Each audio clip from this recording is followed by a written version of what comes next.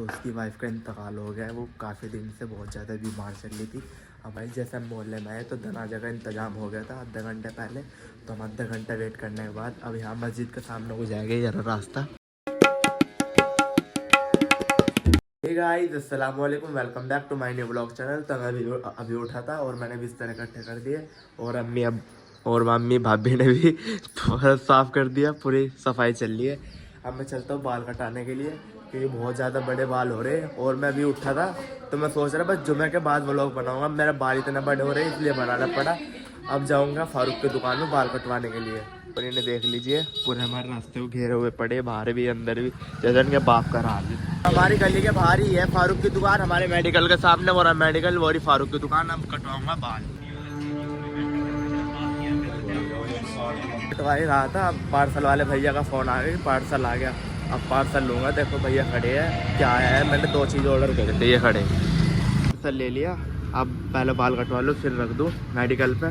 लो ये रख दिया, मैं बाद में ले लूँगा कटवा के बाल, ठीक है। कटवा लो, इतना टाइम हो गया बैठे बैठे भी 2-3 कर लिया कि पहले मैं कटवाऊँगा बाल फिर जाऊँगा मेडिकल पे पार्सल लेने के लिए। आधे घंटे बाद नंबर आया जब कटे, पर खैर अच्छे कट गए क्योंकि बहुत सारे थे, चेल्ले भी नहीं आए। तब घर जाके नहाऊंगा क्योंकि आज है जुमा।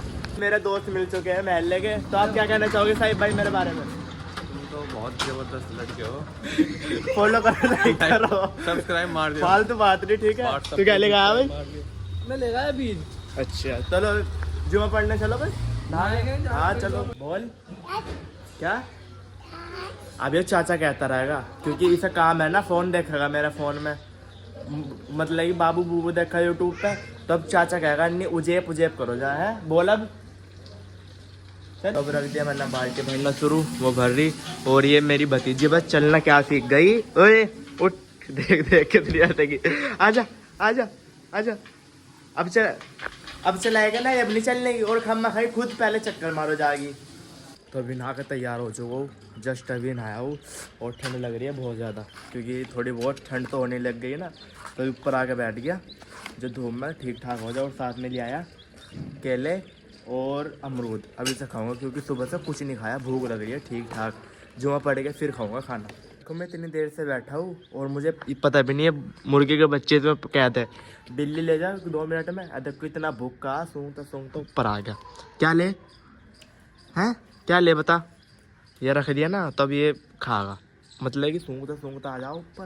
अब तो चलना सीख ही गया, बस यही खामा खाई।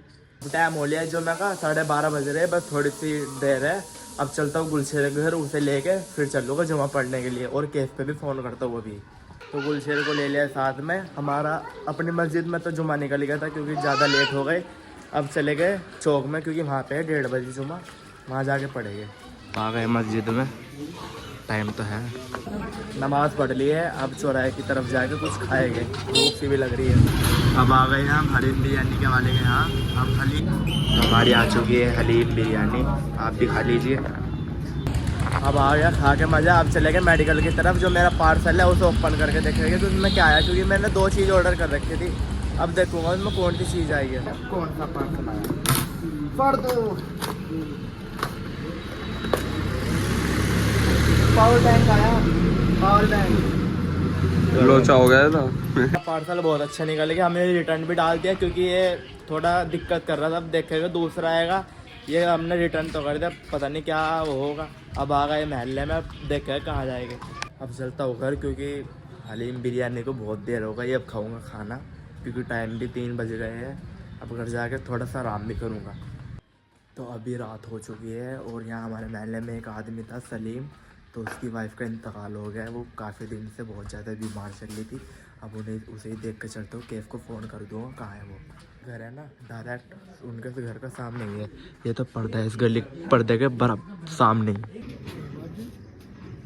तो ये है इनका दुकान। अब यहाँ कॉफ़ी पी गए, पता ही हमारी आ चुकी है कॉफ़ी